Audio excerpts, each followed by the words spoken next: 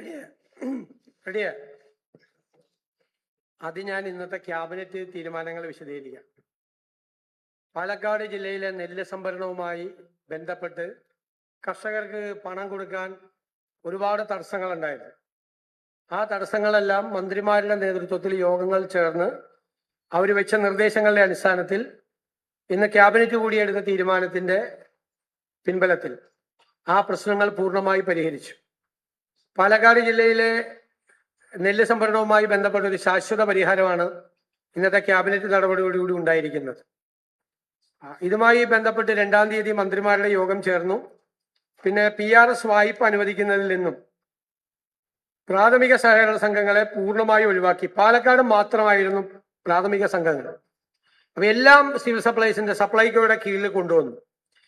ഇതുവരെ 52 കോടി രൂപ ഈ പാക്സിന് പ്രൈമറി സംഘങ്ങൾക്ക് അവർ കൊടുത്തിട്ടുണ്ട്. ആ തുക കൺസോർഷ്യം കൊടുക്കും. SBI കാനറ ബാങ്ക് കൺസോർഷ്യവുമായിട്ട് നമ്മൾ ചർച്ച നടത്തി നമ്മൾ തീരുമാനം എടുത്തിട്ടുണ്ട്. അവര് കൂടി ആ കാര്യത്തിൽ സമ്മതിച്ചിട്ടുണ്ട്. അപ്പോ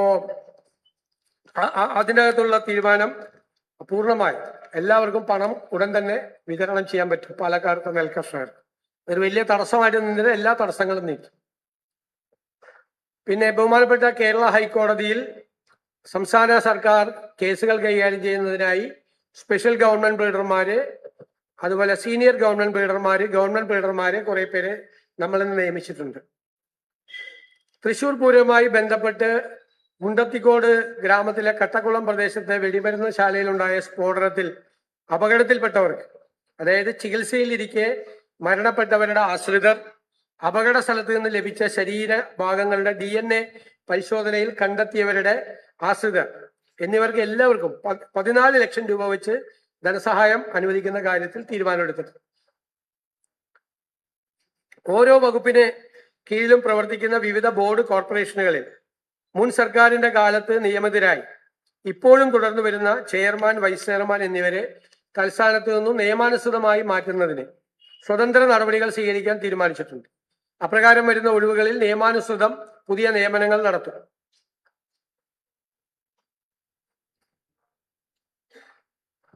അന്തരിച്ച നവീൻ ബാബുവിന്റെ സഹധർമ്മിണി ശ്രീമതി മഞ്ജുഷയുടെ നിവേദനം പരിഗണിച്ച് കണ്ണൂർ ജില്ലാ ADM ആയിരുന്ന നവീൻ ബാബുവിന്റെ മരണകാരണത്തെ പറ്റി അന്വേഷിക്കുന്നതിനായി CBI അന്വേഷണത്തിന് കേന്ദ്ര സർക്കാരിനോട് ശുപാർശ ചെയ്യാൻ തീരുമാനിച്ചു. അദ്ദേഹത്തിന്റെ മകൾ കുമാരി നിരഞ്ജന നായർക്ക് പ്രത്യേക കേസായി പരിഗണിച്ച് ആശ്രിത നിയമനം നൽകാൻ റവന്യൂ വകുപ്പിന് നിർദ്ദേശം നൽകി.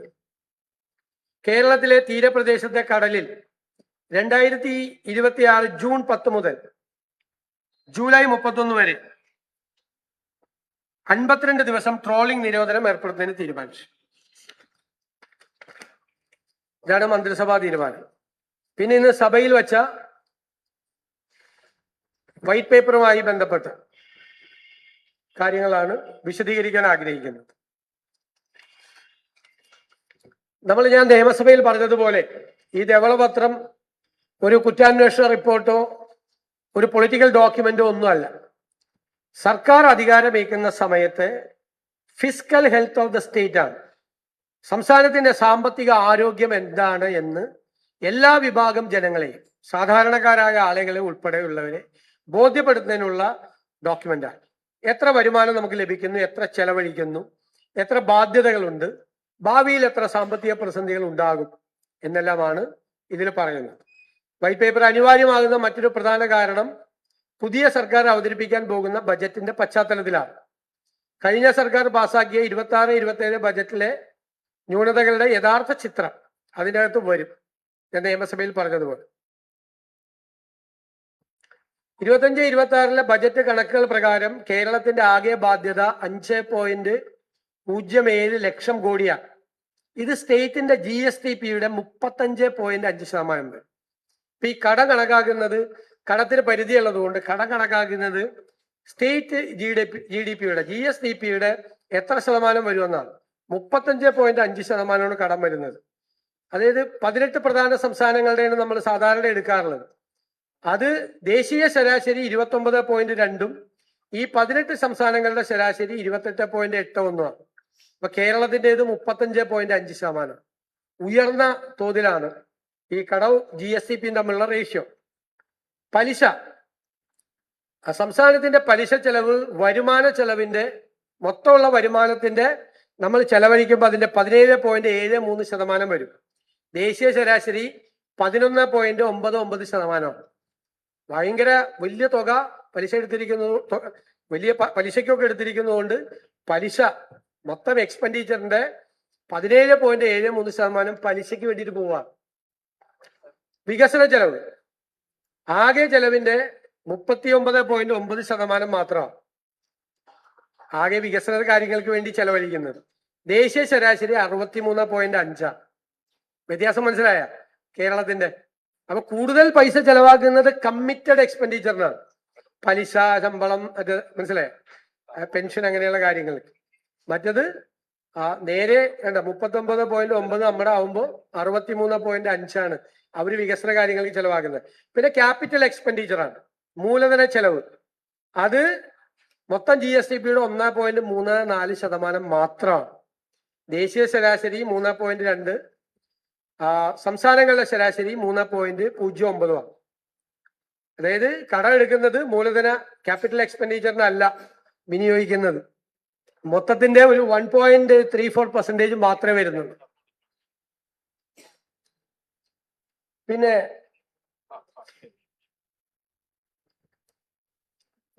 ഇതാണ് ഏറ്റവും പ്രധാനപ്പെട്ട കാര്യം. ഞാനിതിപ്പോ നിയമസഭയിൽ പറയേണ്ട ഒരു സാഹചര്യം ഉണ്ടായതുകൊണ്ടാണ്. അതായത് 35,000 കോടി രൂപയുടെ പ്ലാനാണ് ഇപ്പൊ നിലവിലുള്ള പ്ലാൻ. അതിനാണ് ഞങ്ങൾ ഗവൺമെന്റ് ഓൾട്ടർനേറ്റീവ് മെമ്മോറാണ്ടം കൊണ്ടുവന്ന് ബജറ്റ് കൊണ്ടുവരുന്നത്.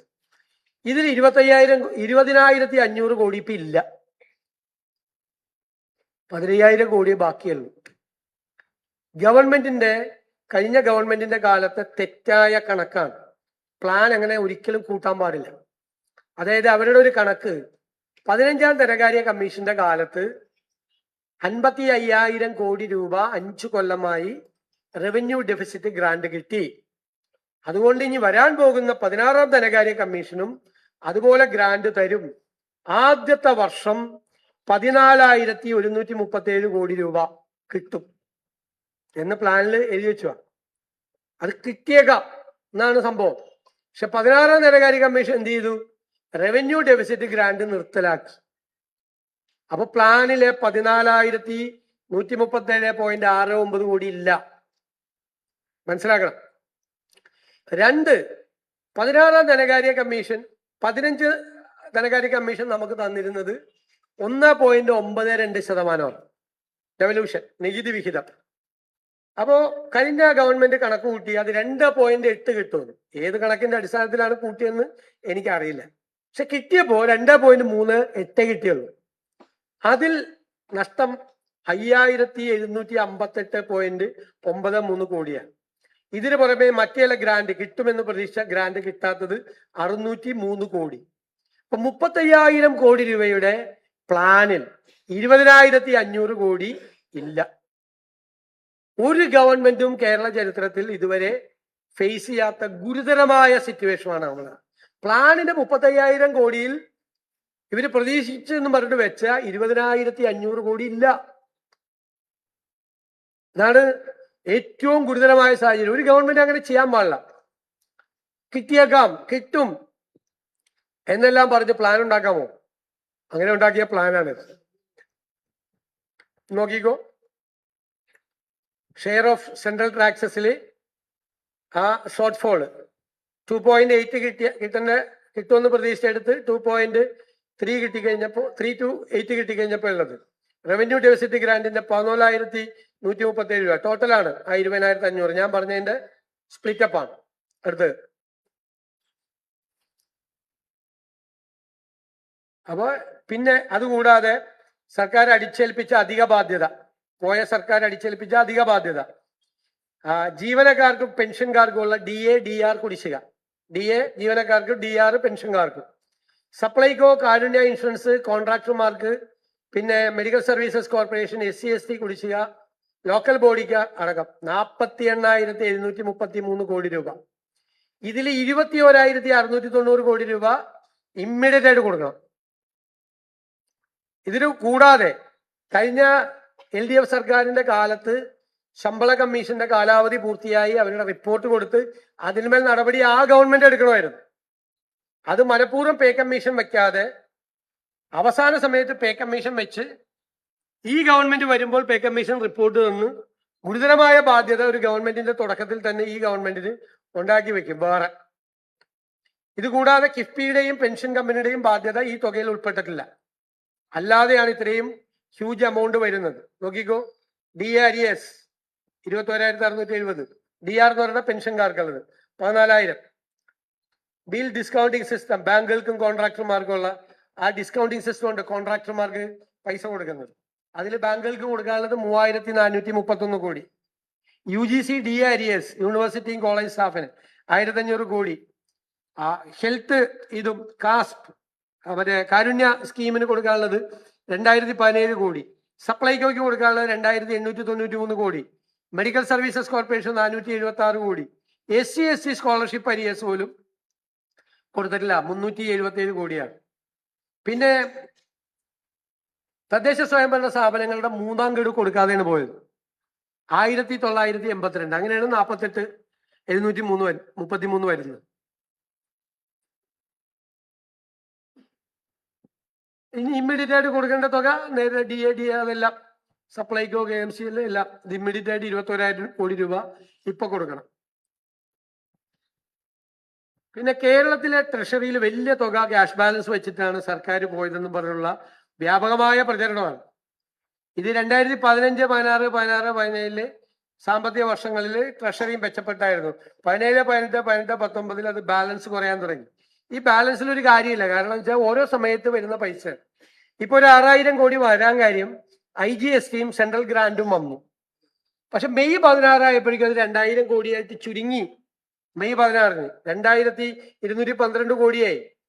അപ്പൊ ഈ പൈസ ഇപ്പോ വ്യാപകമായി ഒരു പ്രചരിപ്പിച്ചത് സോഷ്യൽ മീഡിയയിലെല്ലാം പ്രചരിപ്പിച്ചത് ബാക്കി പൈസ വെച്ചിട്ടാണ് ഗവൺമെന്റ് പോകുന്നത്. അതുകൊണ്ടാണ് ഞാൻ നിയമസഭയിൽ ഉദാഹരണം പറഞ്ഞത്. ഇപ്പൊ നിങ്ങൾക്ക് ഒരാൾക്ക് ശമ്പളം കിട്ടുന്നു 50,000 രൂപ. അപ്പൊ നിങ്ങൾ എന്തൊക്കെയാണ് സാധാരണ പൈസ കിട്ടിക്കഴിഞ്ഞാൽ പലചരക്കടയിൽ കൊടുക്കണം, പാലുകാരന് കൊടുക്കണം, പത്രക്കാരന് കൊടുക്കണം, മീറ്റ് മേടിക്കണമെങ്കിൽ നോൺ വെജ് ആണെങ്കിൽ അവിടെ കൊടുക്കണം, മീൻകാർക്ക് കൊടുക്കണം. ഒരുപാട് ഒബ്ലിഗേഷൻസ് ഇത് കഴിയുമ്പോൾ ഒന്നും ഉണ്ടാവില്ലല്ലോ സാധാരണ. പക്ഷെ നിങ്ങൾ വീട്ടിൽ ചെന്ന് മുറി അടച്ചിട്ട് നിങ്ങളുടെ ജീവിത പങ്കാളിയോട്, രണ്ടുപേരും ഉള്ളതുകൊണ്ടാണ് ഞാൻ പറയുന്നത്, പറയുവാണ് 50,000 രൂപ പോക്കറ്റിലുണ്ട്, ഇവിടെ ഇരിക്കുന്നുണ്ട് 50, ഒറ്റ പൈസ ഇല്ല, കണ്ടാന്നേ. പക്ഷെ വാതിൽ തുറക്കാൻ പറ്റില്ല. എന്താ വാതിൽ തുറന്ന പലചരക്കടക്കാരൻ നിൽക്കുവാണ്, പാലുകാരൻ നിൽക്കുവാണ്, പത്രക്കാരൻ നിൽക്കുവാണ്, മീൻ കൊണ്ടുവന്ന ചേച്ചി വരെ അവിടെ നിൽക്കുവാണ് വാതിക്കാൻ. ഇതാണ് ഈ ബാക്കി ഖജനാവിൽ വെച്ചിട്ടെന്ന് പറഞ്ഞതിന്റെ വളരെ സിമ്പിളായിട്ട് സാധാരണക്കാർക്ക് മനസ്സിലാകാൻ വേണ്ടിയിട്ടാണ് ഞാൻ ഈ ഉദാഹരണം പറഞ്ഞത്. ഇതാണ് ബാക്കി വെച്ചേക്കണെന്ന് പറഞ്ഞത്. അന്നാ ബാക്കി വെച്ചാൽ 3ാം ഗഡു കൊടുത്തിട്ട് പോയിരുന്നില്ലേ? ഏറ്റവും SC/ST കുട്ടികളുടെ സ്കോളർഷിപ്പ് കൊടുത്തിട്ട് പോയിരുന്നില്ലേ? സ്കോളർഷിപ്പ് കൊടുക്കാനുള്ള തുകയാണ്, അത് കൊടുത്തില്ല. 3ാം ഗഡു കൊടുത്തില്ല. മരുന്ന് മേടിക്കാനുള്ള കാശ് KMCSL കൊടുക്കാൻ പാടില്ലായിരുന്നു, അതും കൊടുത്തില്ല. ഒടുക്കത്തെ വിലക്കയറ്റമാണ് കേരളത്തിൽ. 2,893 കോടി രൂപ കൊടുക്കാനുണ്ട് സപ്ലൈകോയ്ക്ക്. മാർക്കറ്റിൽ ഇടപെടേണ്ട ഏജൻസിയാണ്, കൊടുത്തില്ല. അപ്പൊ ഇത് ഈ ജനങ്ങളെ കബളിപ്പിക്കാൻ വേണ്ടി നടത്തിയ ഒരു കാര്യമാണ് ഈ ട്രഷറി ബാലൻസ്. മനസ്സിലായല്ലോ? ഇത്രയും ബാധ്യത വെച്ചിട്ടാണ് ചെയ്തിരിക്കുന്നത്. ഇത് ട്രഷറിയുടെ കണ്ടില്ലേ ആ ബാലൻസ്, ക്ലോസിംഗ് ബാലൻസ് അവസാനത്ത് നോക്കിയ 2024-25 10 മാസം നെഗറ്റീവായിരുന്നു. ഏത് ട്രഷറി പൈസ ഉണ്ടായില്ല 12 മാസത്തില്. കഴിഞ്ഞ വർഷം 7 മാസം നെഗറ്റീവായിരുന്നു ഈ തുക. ഇപ്പോൾ ഇത് അവസാനം 16-ാം തീയതി 2,212 കോടിയാണ്. അപ്പൊ അത്രയും നമുക്ക് ഒബ്ലിഗേഷൻസ് ഉണ്ട്, ഡെറ്റ് ഒബ്ലിഗേഷൻസ് ഉണ്ട് നമ്മൾ ചെയ്യാൻ വേണ്ടിയിട്ട്. ഇതൊക്കെ വെറുതെ ആളുകളെ പരിഹസിക്കുന്നതിന് വേണ്ടി പറയാണ്.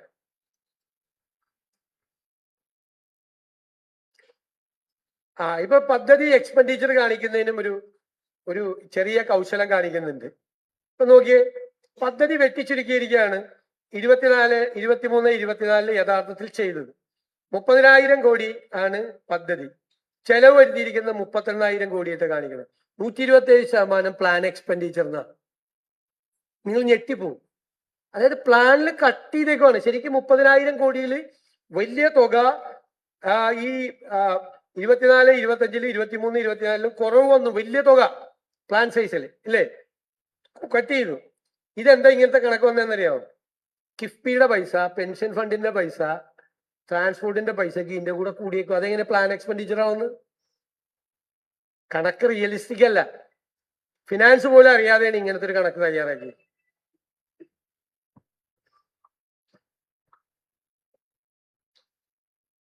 പിന്നെ നമുക്ക് ലഭിക്കുമെന്ന് കരുതുന്ന തനത് വരുമാനം യഥാർത്ഥ തുകയും തമ്മിൽ വലിയ അന്തരമാണ്. സംസ്ഥാനത്തിന്റെ തനത് വരുമാനം GSTP റേഷ്യോയിൽ 7.75 ആണ്. പക്ഷെ നാഷണൽ ആവറേജ് 8.5 ആണ്. നമ്മുടെ SOTR തനത് നികുതി വരുമാനം അത് GSTP അനുപാതത്തിൽ 6.41 ആണ്. ദേശീയ ശരാശരി 6.90 കുറവാണ്.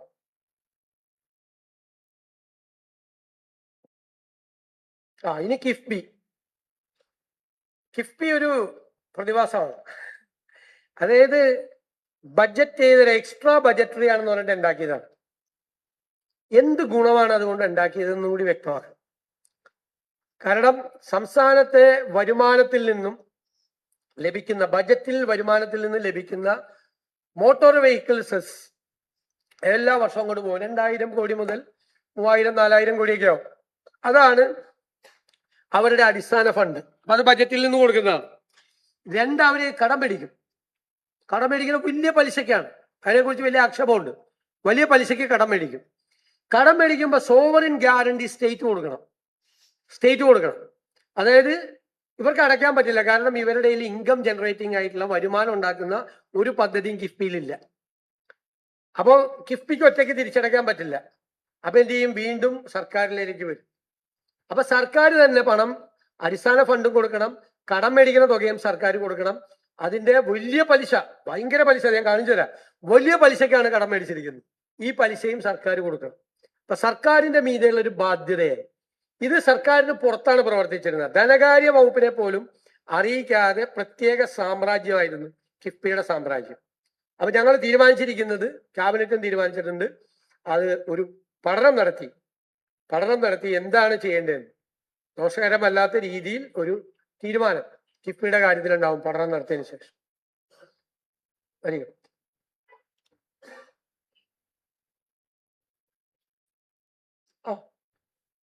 പലിശ നോക്കിയേ. 8.809.56 അവസാനത്തെ കോളം. പലിശ നോക്കിയേ, പലിശ നിരക്കാണ്. ഇതിനേക്കാൾ കുറഞ്ഞ പലിശ നിരക്കിൽ കിട്ടും, ഗ്ലോബൽ ഫിനാൻസ് മാർക്കറ്റിൽ കിട്ടും. സ്റ്റേറ്റ് പോലും ഇത്രയും വലിയ പലിശക്കല്ല എടുക്കുന്നത്. ഈ പലിശക്ക് എടുത്തിട്ട് ഇവിടുത്തെ ബാങ്കിൽ കൊണ്ട് 6%, 7% ഡെപ്പോസിറ്റ് ചെയ്യും. മനസ്സിലായി? അപ്പൊ അത് വലിയ ഒരു ഇതാണ്. പിന്നെ ഓരോ ജില്ലകളിലും ഒരു വിധത്തിലുള്ള ഒരു റീജിയണൽ ബാലൻസും ഇല്ലാതെ വിവേചനമാണ് ചെയ്തിരിക്കുന്നത്. ഏറ്റവും കൂടുതൽ ചെയ്തിരിക്കുന്നത് കണ്ണൂരാണ് പരിപാടി കൊടുത്തിരിക്കുന്നത്. രണ്ടാമത്തെ കോളം നോക്കിയേ, അപ്രൂവ്ഡ് 20.4% കണ്ണൂര്. രണ്ടാമത്തത് 16.7% തിരുവനന്തപുരത്ത്. 3 പാലക്കാട് 15%. 4 എറണാകുളം 11.4%. ബാക്കിയൊക്കെ നോക്കിയേ, 3.9, 2.4, 5.5, 1.4, 4.5. ഡിസ്ക്രിമിനേഷൻ ഉണ്ടായിരുന്നു വിവിധ ജില്ലകളിൽ വികസന പ്രവർത്തനങ്ങൾ അനുവദിച്ചേ.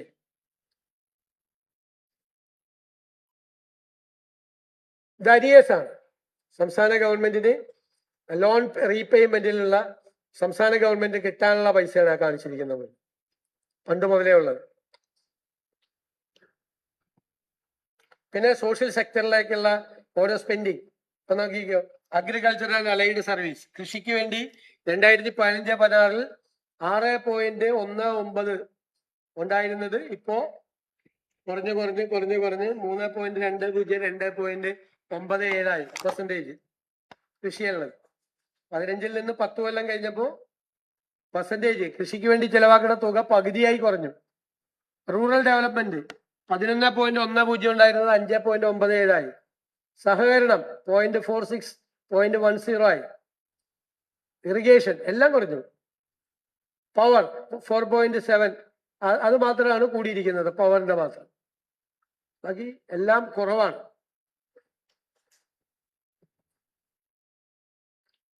ഇതാണൊരു ചിത്രം.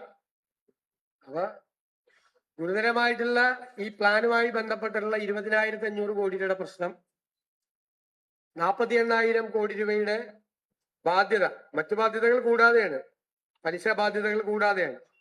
പെട്ടെന്ന് അടച്ചു തീർക്കേണ്ട 21,000 കോടി രൂപ, പിന്നെ കിഫ്ബിയുടെ ബാധ്യത, പെൻഷൻ ഫണ്ടിന്റെ ബാധ്യത ഉൾപ്പെടെ വലിയ ബാധ്യതയാണ് ഉള്ളത്. ഇതാണ് സംസ്ഥാനത്തിന്റെ യഥാർത്ഥ സാമ്പത്തിക ആരോഗ്യ ചിത്രം.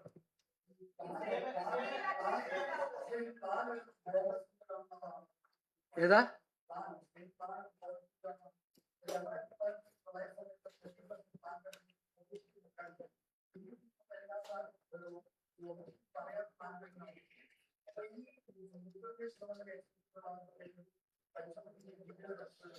അല്ല, അത് നമുക്ക് നമ്മുടെ കയ്യിൽ കൃത്യമായ കണക്കുണ്ട്. ആ 127% പ്ലാൻ എക്സ്പെൻഡിച്ചർ ഇല്ല. പ്ലാനിൽ പെടാത്ത തുകയുടെ എക്സ്പെൻഡിച്ചർ കൂടി ഇതിനകത്തേക്ക് ചേർത്തിരിക്കുകയാണ്. ചേർക്കാൻ പാടില്ല. അത് ഈ കിഫ്ബിയിലെ KSRTC മറ്റു തുകകള്, പെൻഷൻ ഫണ്ടിന്റെ ഒക്കെ പൈസ ഇതിനോട് ചേർത്തേക്കുക. ഫിനാൻസ് പോലും അറിയാതെ ചേർത്തേക്കുവാണ്.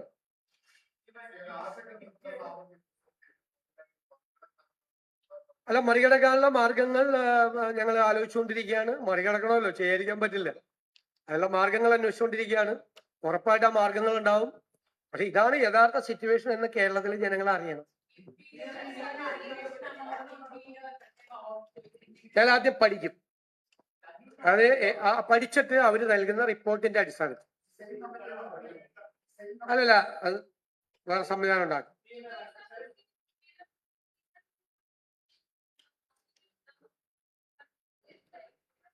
KSRTC അല്ല, നമ്മുടെ ലക്ഷ്യം എന്ന് പറയുന്നത് അവരെ കുറച്ചുകൂടി സെൽഫ് റിലയന്റ് ആക്കാനാണ്. സ്വയം പര്യാപ്തമാക്കാനുള്ള ശ്രമങ്ങൾ നടക്കും. കറക്റ്റ് ചെയ്യും.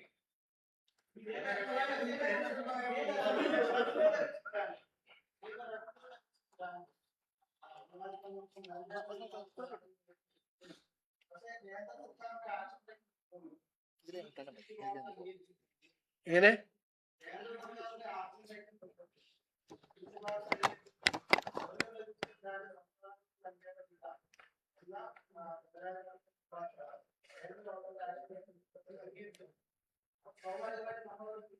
അല്ല, ഇപ്പൊ എന്തായാലും ഇല്ലല്ലോ.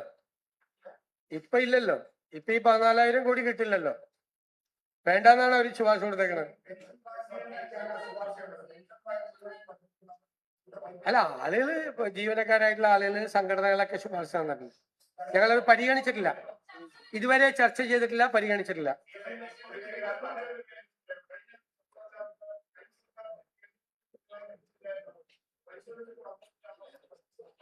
അല്ല, അത് നമ്മൾ നോക്കിക്കൊണ്ടിരിക്കുകയാണ്.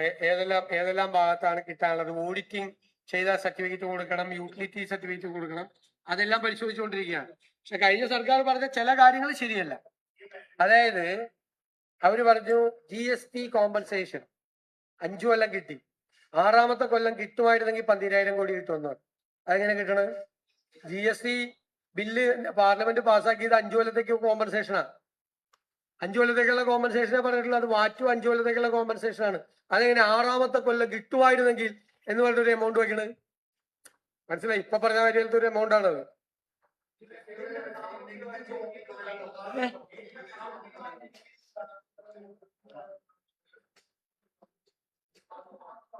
അല്ലല്ലോ, ഇതിപ്പോ ഞാൻ ചോദിക്കട്ടെ, അങ്ങനെയാണെങ്കിൽ 55,000 കോടി രൂപ, ഇന്ത്യയിലെ ഏറ്റവും കൂടുതൽ ഈ റവന്യൂ ഡെഫിസിറ്റ് ഗ്രാന്റ് കിട്ടിയ സംസ്ഥാനങ്ങളിലൊന്ന് കേരളമാണ്. അപ്പൊ ഈ 55,000 കോടി 5 കൊല്ലം കൊണ്ട് കേന്ദ്രത്തിൽ നിന്ന് ഗ്രാന്റ് കിട്ടി. ഇപ്പൊ ഞങ്ങൾക്ക് 16ാം ധനകാര്യ കമ്മീഷന്റെ കാലത്താണ് ഞങ്ങൾ ഭരിക്കാൻ പോകുന്നത്. ഞങ്ങൾക്ക് അതില്ല. അപ്പോഴോ?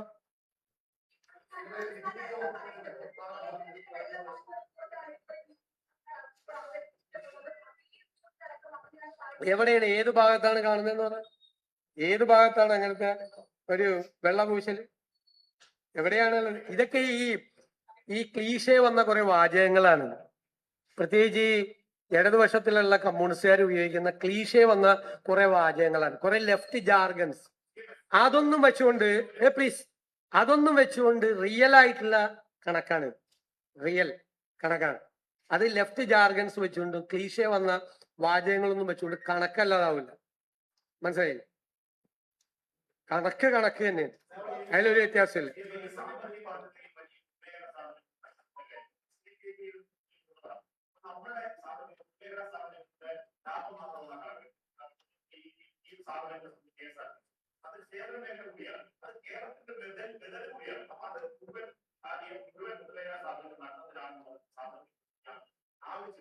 അല്ല, അതല്ലല്ലോ പറഞ്ഞത്. അതിപ്പോ എല്ലാ കാലത്തും നഷ്ടത്തിലല്ലേ? അല്ല, എല്ലാം കൂടി ചോദിക്കല്ലേ. ഞാനിപ്പോ ആദ്യം ചോദിച്ചതിന് മറുപടി പറയാം. KSRTC പല കാലത്തിലും നഷ്ടത്തിലായിരുന്നു, പക്ഷെ ഇതുപോലൊരു നഷ്ടം ഉണ്ടായിട്ടില്ല. 47,000 ജീവനക്കാരുണ്ടായിരുന്നു ഉമ്മൻചാണ്ടി സർക്കാരുള്ള സമയത്ത്. അന്ന് ഇതിന്റെ 1/4 തുക കൊടുക്കണ്ട സ്റ്റേറ്റ് ഗവൺമെന്റ് സഹായിക്കാൻ. 5,000 ഷെഡ്യൂൾ ഉണ്ടായിരുന്നു അന്ന്.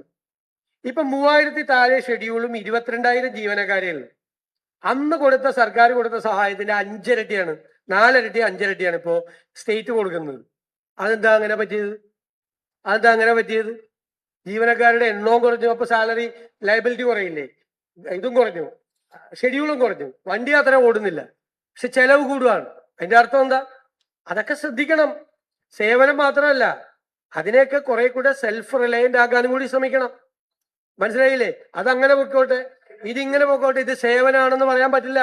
സേവനം സേവനത്തിന്റെ രീതി ചെയ്യണം.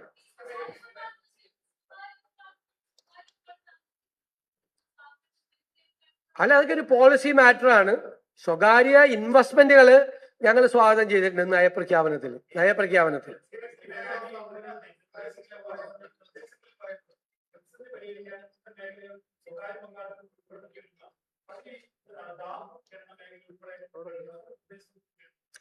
അല്ലെന്നേ, ഞങ്ങൾ പറഞ്ഞല്ലോ, നമ്മൾ തന്നെ അസംബ്ലി പറഞ്ഞല്ലോ, ഗവൺമെന്റ് പല സ്ഥലത്തും ബിസിനസ് റൺ ചെയ്യാൻ പറ്റില്ല. ഒരു ഗവൺമെന്റ് കേപ്പബിൾ അല്ല. എല്ലാ ഗവൺമെന്റുകളും അതിൽ നിന്ന് വിഡ്രോ ചെയ്യാണ്. ചില കമ്മിറ്റഡ് ആയിട്ടുള്ള ചില ഏരിയയിൽ മാത്രമേ നിൽക്കാൻ പറ്റുള്ളൂ. ബാക്കിയുള്ള സ്ഥലത്ത് ഗവൺമെന്റിന്റെ ജോലി ഫെസിലിറ്റേറ്ററുടെ ജോലിയാണ്. വേറെ സൗകര്യങ്ങൾ ആളുകൾക്ക് വന്ന് ഇൻവെസ്റ്റ് ചെയ്യാനും ആളുകൾക്ക് സംരംഭങ്ങൾ കൊണ്ടുവരാനുമുള്ള അന്തരീക്ഷം ഉണ്ടാക്കി കൊടുക്കുക, ഫെസിലിറ്റേറ്റ് ചെയ്യുക എന്നാണ്. ഗവൺമെന്റ് മുടക്കുന്ന പൈസ ഗവൺമെന്റിന് 3 കൊല്ലത്തിനും 5 കൊല്ലത്തിനിടയിൽ തിരിച്ചു കിട്ടണം. അതാണ് നമ്മുടെ പോളിസി.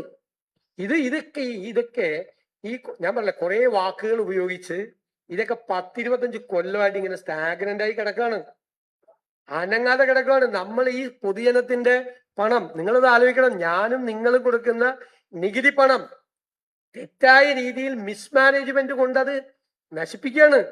എന്നിട്ട് നമ്മൾ ഓരോ വർഷം ഓരോ കണക്കും പറഞ്ഞിട്ട് ഓരോ കാര്യം ഓരോ ന്യായം പറയാണ് നമ്മൾ. അതിൽ നിന്ന് നമ്മൾ മോചിതരാവണം. ജനങ്ങളുടെ നികുതി പണം മുടക്കി ചെയ്യുന്ന സംരംഭങ്ങൾ അവിടെ എന്താണ് നടക്കുന്നത് എന്നുള്ള കൃത്യമായ പരിശോധന വേണം. 1 രൂപ സർക്കാരിന്റെ ചെലവാക്കുന്നുണ്ടെങ്കിൽ അത് നികുതി പണമാണ്. ആ നികുതി പണം ചെലവഴിക്കുന്നതിന് സുതാര്യത വേണം. അതിന് ആവശ്യമായ കാലാനുസൃതമായ പരിഷ്കരണ കാര്യങ്ങൾ വേണം. ഇത് ഔട്ട്ഡേറ്റഡ് ആണ്, കാലഹരണപ്പെട്ട രീതികൾ ഇപ്പോഴും വെച്ചുകൊണ്ട് നടക്കുകയാണ്.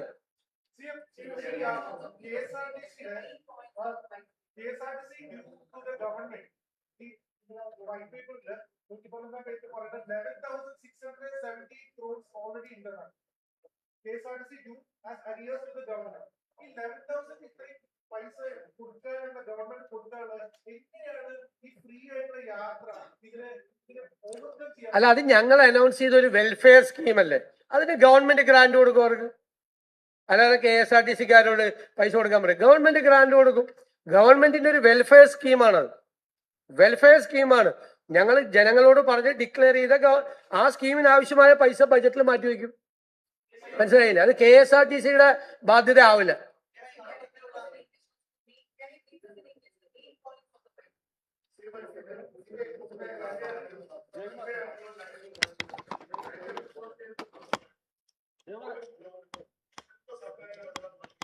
എന്താണ്?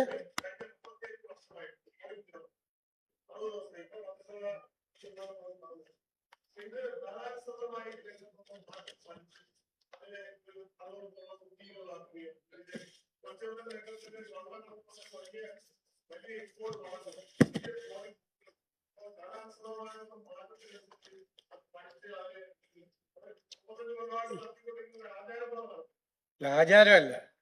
ഈ മൺസൂൺ കാലത്ത് മത്സ്യത്തിന്റെ പ്രജനനം നടക്കുന്ന ഏറ്റവും വലിയ സീസണാണ്. ആ സീസൺ സമയത്ത് വലിയ തോതിലുള്ള മത്സ്യബന്ധനം ഉണ്ടായാൽ, യന്ത്രവൽകൃത മത്സ്യബന്ധനം ഉണ്ടായാൽ അത് മത്സ്യത്തിന്റെ പ്രജനനത്തെ ബാധിക്കും എന്നുള്ള സയന്റിഫിക് ആയിട്ടുള്ള ഫൈൻഡിങ്. അതുകൊണ്ടാണ് ആചാരം പോലെ ചെയ്തുകൊണ്ടിരിക്കുന്നത്, ഈ മാസങ്ങളിൽ ചെയ്തുകൊണ്ടിരിക്കുന്നത്. അതാണ് സയന്റിഫിക് ഫൈൻഡിങ്. മറ്റൊരു ശാസ്ത്രീയമായ ഒരു കണ്ടുപിടുത്തം ഉണ്ടാകുന്നത് വരെ നമ്മളത് ഫോളോ ചെയ്യാണ്. ഇപ്പൊ നമ്മൾ ഈ ട്രോളിംഗ് നിരോധിച്ചില്ലെങ്കിൽ മത്സ്യത്തൊഴിലാളികളുടെ ഭാഗത്ത് നിന്ന് അതിശക്തമായ എതിർപ്പുണ്ടാവും, ഭയങ്കര എതിർപ്പുണ്ടാവും. മത്സ്യത്തൊഴിലാളികളുടെ, സാധാരണ മത്സ്യത്തൊഴിലാളികളുടെ ഭാഗത്ത് നിന്ന് ഈ ട്രോളിംഗ് നിരോധിച്ചില്ലെങ്കിൽ അതിശക്തമായ എതിർപ്പുണ്ടാവും. പിന്നെ കാലാവസ്ഥ അനുകൂലമല്ലല്ലോ.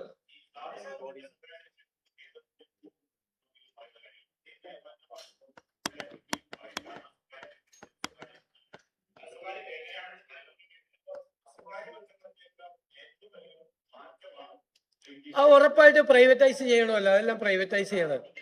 ആ എല്ലാത്തിലും ചെയ്യേണ്ടി വരുമല്ലോ, തീർച്ചയായിട്ടും ചെയ്യേണ്ടി വരും. പ്രൈവറ്റ് ഇത് ചെയ്യേണ്ടി വരും.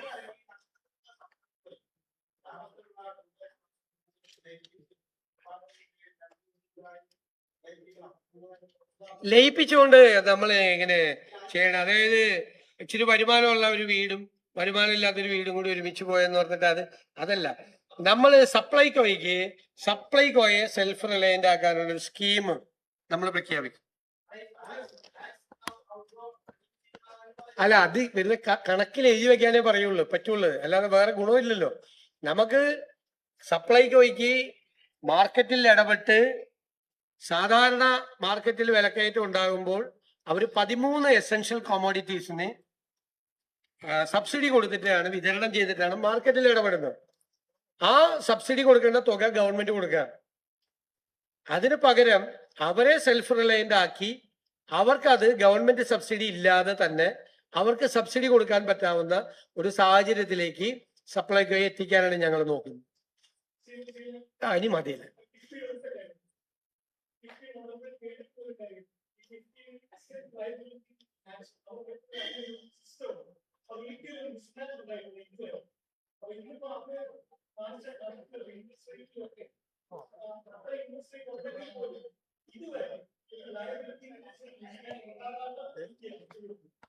അല്ലല്ല, അവര് പൈസ ഒന്നും അടയ്ക്കുന്നില്ലല്ലോ, സർക്കാർ കൊടുക്കുന്ന പൈസയല്ലേ അവരടയ്ക്കുന്നത്. അതെങ്ങനെ ഉണ്ടാകുന്ന? അവര് ഒരു പൈസ ഇൻകം ജനറേറ്റ് ചെയ്യുന്നില്ല. സർക്കാരിന്റെ ഗ്യാരണ്ടിയിൽ അവർ കടം കൊടുക്കുന്നു, സർക്കാരിന്റെ പൈസ കൊടുത്ത് അവർ ബേസിക് കോർപ്പസ് ഉണ്ടാക്കുന്നു. അതുകൊണ്ട് എന്താ കാര്യം? ബാധ്യത മുഴുവൻ സർക്കാരിനല്ലേ ഇവരുണ്ടാക്കി വെക്കുന്ന ബാധ്യത. മാത്രമല്ല, ഇപ്പൊ 30,000 കോടി ചെലവാക്കിയെന്ന് പറയും. പ്ലാനിലാണ് അത് ചെലവാക്കിയെങ്കിൽ 3000 കോടി രൂപ പട്ടികജാതിക്കാർക്ക് കിട്ടിയത്. ഇപ്പൊ എത്രയാണെന്നറിയാം? 30,000 കോടി ചെലവാക്കിയപ്പോ 80 കോടിയാണ് പട്ടികജാതിക്കാർക്ക് കിട്ടിയത്. അതൊരു കോൺസ്റ്റിറ്റ്യൂഷണൽ പ്രൊവിഷനെതിരാണത് അങ്ങനെ ചെയ്യുന്നത്. നമ്മൾ 30,000 കോടിയിലെ 3000 കോടി അവർക്ക് കിട്ടുന്ന പൈസയാണ്. അത് പ്ലാനിലുണ്ടായിരുന്നെങ്കിൽ ആ പ്ലാനിൽ നിന്ന് അത് പുറത്തേക്ക് കൊണ്ടുപോയി, ബജറ്റിൽ നിന്ന് പുറത്തേക്ക് കൊണ്ടുപോയിട്ട് 80 കോടി, 3000 കോടി പട്ടികജാതിക്കാർക്ക് കിട്ടേണ്ട സ്ഥലത്ത് 80 കോടിയാണ് കൊടുത്തിരിക്കുന്നത്. അതല്ലെങ്കിലും ഉണ്ടാവില്ലേ, ഈ കാശ് PWD കൊണ്ട് ചെയ്യിപ്പിച്ചിരുന്നെങ്കിൽ ഇതൊക്കെ ഉണ്ടാവുമായിരുന്നല്ലോ. ഉണ്ടാവില്ലേ? സ്പെഷ്യൽ സ്കീമായിരുന്നെങ്കിൽ.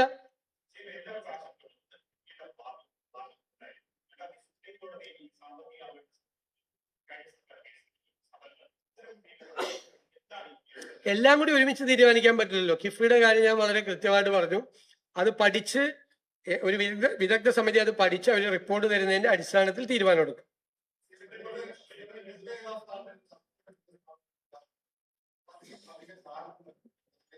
അത് പരിശോധിക്കും, ഉറപ്പായിട്ട് പരിശോധിക്കും. ഞാൻ നേരത്തെ പറഞ്ഞല്ലോ, നമുക്ക് കുറെ എണ്ണത്തിന് നമുക്ക് സെൽഫ് റിലയന്റ് ആക്കണം, കുറെ എണ്ണത്തിനെ സ്ട്രീം ലൈൻ ചെയ്യണം, കുറെ കാര്യങ്ങൾ ചെയ്യണം. ഇപ്പൊ നമ്മള് today we placed before the Honorable Kerala Legislative Assembly a status report on the Kerala's fiscal health. This is not a political document. This is the real situation of the state finance. You know that the last government presented a budget on the floor of the assembly only a few months back. They had a plan of 35,000 crores. Unfortunately, a huge amount, a major chunk of the plan amount is not in the plan now. Why that has happened? It was a wild guess from the last government side. They expected more than 14,000 crores from the revenue deficit grant, which was allowed by the 15th Finance Commission. They expected this much of amount from the 16th Finance Commission. But 16th Finance Commission recommended that there is no need of revenue deficit grant. So the expected amount 14,000 crores is not there. Another thing, the last government expected the devolution of taxes, the percentage may be raised from 1.92 to 2.8. That was a wild guess. No information from the Finance Commission. Without getting any information, they calculated 2.8.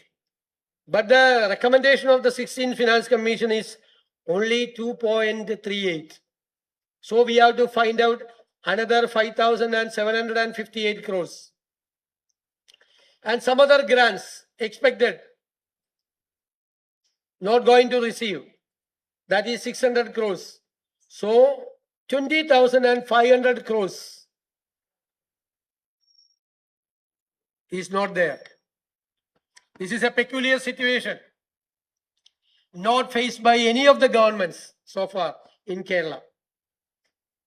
And the other indicators also shows that our fiscal situation is very vulnerable.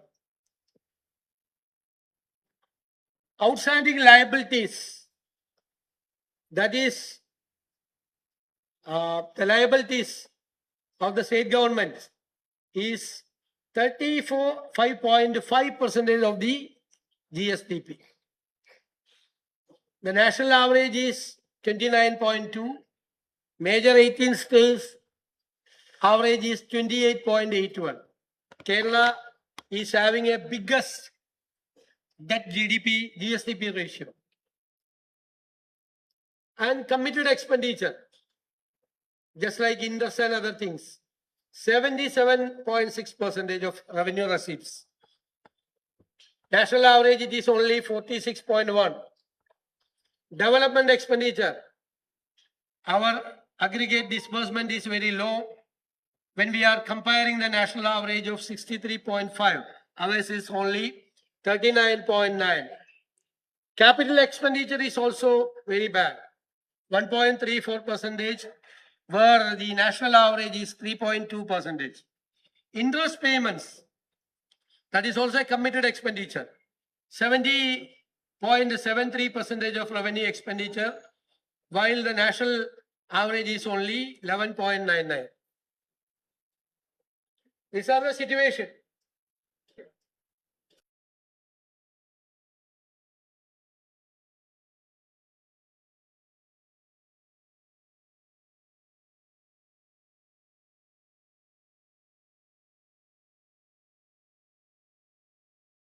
Among the people that the cash balance in the treasury, cash balance is only 2,000 crores. That is received from the IGST grant and some center grants. But the liability is 48,000 crores. And we have to pay huge amount for KIFBI and the pension fund also. Immediate liability itself is 21,000 crores.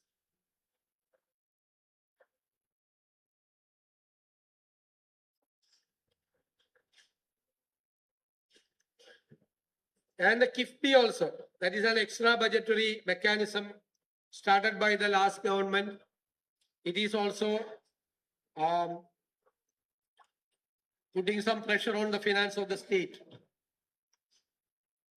And ഇത് കൂടാതെ ഇപ്പോഴത്തെ ഈ സാമ്പത്തിക അവസ്ഥ കൂടാതെ ഈ Gulf യുദ്ധം ഉണ്ടാക്കി വെച്ചിരിക്കുന്ന പ്രശ്നം, നമ്മുടെ സമ്പദ് വ്യവസ്ഥയുടെ നട്ടെല്ലെന്ന് പറയുന്നത് റെമിറ്റൻസ് ആണ് ഗൾഫിൽ നിന്ന് വരുന്നത്. അതിൽ നിന്ന് കുറവ് വരുന്നുണ്ട്. ഒന്ന്. രണ്ട്, പെട്രോളിയം ഉൽപ്പന്നങ്ങളുടെ വില വർധനവ് കേരളം പോലത്തെ ഒരു കൺസ്യൂമർ സ്റ്റേറ്റിനെ ഗൗരവതരമായി ബാധിക്കും. കാരണം ഒരുപാട് ട്രക്കുകൾ പുറത്തു വരികയാണ്. വില കൂടാൻ അല്ലെങ്കിൽ തന്നെ ഇൻഫ്ലേഷൻ, നാണ്യപ്പെരുപ്പ് ഏറ്റവും കൂടുതലുള്ള സംസ്ഥാനങ്ങളിൽ ഒന്നാണ് കേരളം. ഇത്രമാത്രം ഈ വില വർധന ഉണ്ടായിരിക്കുന്നത് കൂടുതൽ വില വർദ്ധിക്കാനുള്ള ഇടയാക്കും. അപ്പോൾ സംസ്ഥാന സംസ്ഥാനത്തിന് മീതെ കൂടുതൽ സമ്മർദ്ദം, വിലക്കയറ്റത്തിന്റെ, നാണ്യപ്പെരുപ്പത്തിന്റെ, റെമിറ്റൻസ് കുറയുന്നതിന്റെ സമ്മർദ്ദം കൂടി സമ്പദ് വ്യവസ്ഥയുടെ മീതെ ഉണ്ട്. അഡീഷണൽ ആണ്. ഇതാണ് സ്ഥിതി. ഇതാണ് യഥാർത്ഥ സ്ഥിതി.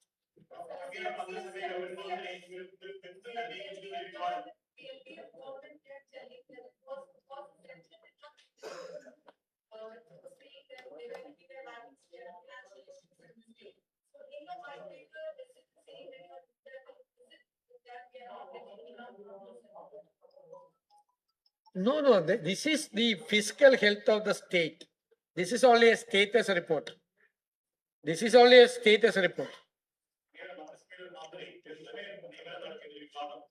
അത് ശ്രദ്ധയിൽപ്പെട്ടിട്ടുണ്ട്. അത് പരിശോധിച്ച് പറയും.